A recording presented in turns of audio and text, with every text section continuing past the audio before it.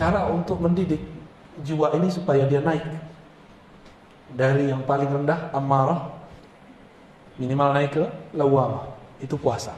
Puasa di situ bukan hanya puasa zahir, tapi juga puasa batin.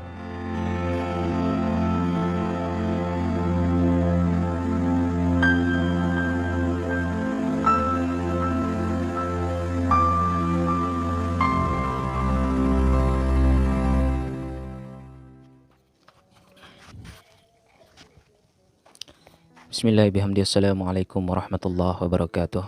Alhamdulillahirabbil alamin wa bihi nasta'inu ala umurid dunya waddin.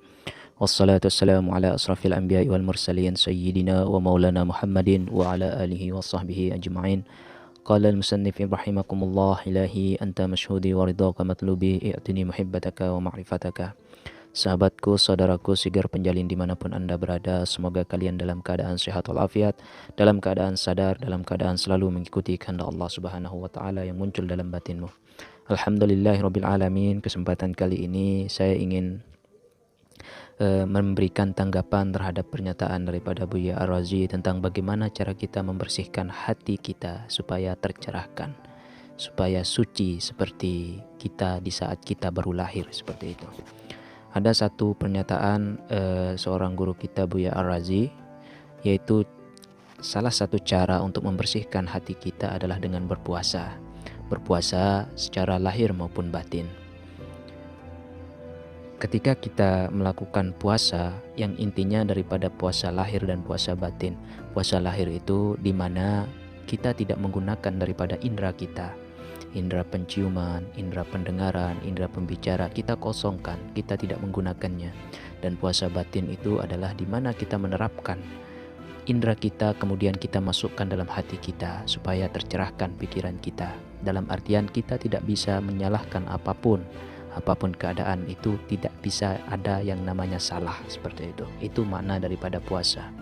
Puasa itu adalah membersihkan, mengosongkan dari pikiran-pikiran yang buruk kepada hal-hal yang bisa mengotori atau melumpuri daripada hati kita, batin kita, seperti itu. Itulah puasa lahir dan puasa batin. Nah, itu merupakan salah satu proses pembersihan batin kita. Ketika batin kita itu kotor, maka yang disebut daripada perintah atau asma-asma Allah yang muncul dalam batin kita itu, perintah-perintah Allah atau wahyu Allah yang muncul dalam batin kita itu tidak akan sampai kepada pikiran, tapi akan dibawa oleh nafsu dan digantikan oleh nafsu. Hati itu adalah seorang raja. Ketika digantikan oleh nafsu, maka kita itu adalah sedang berada dalam kategori penjara nafsu. Kita akan bisa dikatakan kita akan penuh godaan. Secara kasarnya kita itu akan menjadi setan, seperti itu. Tapi ketika hati kita sudah bersih, maka akan memancarkan cahaya kepada pikiran kita sehingga kita akan tercerahkan. Kita akan penuh kasih sayang, kita akan penuh kedamaian. Apapun yang terjadi tidak ada kata salah, yang ada hanyalah itu merupakan sebuah kebenaran yang datang dari Allah, dan apa yang datang dari kita itu merupakan sebuah kebenaran dan sebuah ketenangan yang muncul daripada ridho Allah Subhanahu wa taala.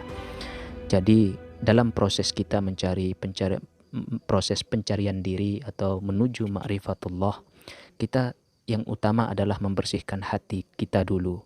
Karena ketika hati yang menjadi raja, maka bercahayalah seluruh daripada tubuh kasar, lahir maupun batin ini.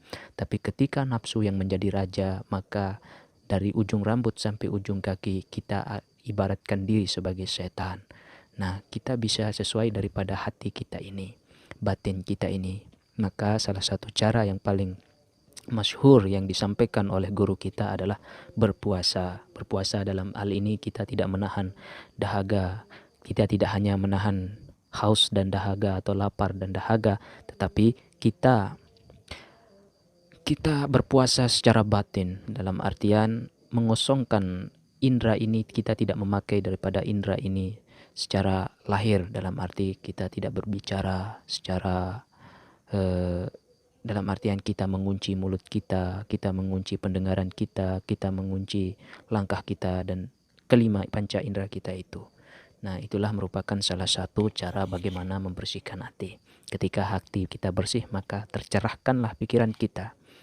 Maka damailah di situ, dalam artian, ya ayyuhan nafsul mutmainnah, irji'i ila rabbiki radiyatan mardiyah, fadkhuli fi ibadi, fadkhuli jannati. Maka ketika hati kita sudah tercerahkan, sudah suci, kemudian pikiran kita sudah tercerahkan, maka disitulah titik kebahagiaan, disitulah titik di mana kita menemukan yang disebut daripada kesejatian diri atau ma'rifatullah di atas ma'rifat. Mungkin hanya ini pemaparan dari penyampaian cuplikan dari Buya Ar-Razi, guru kita.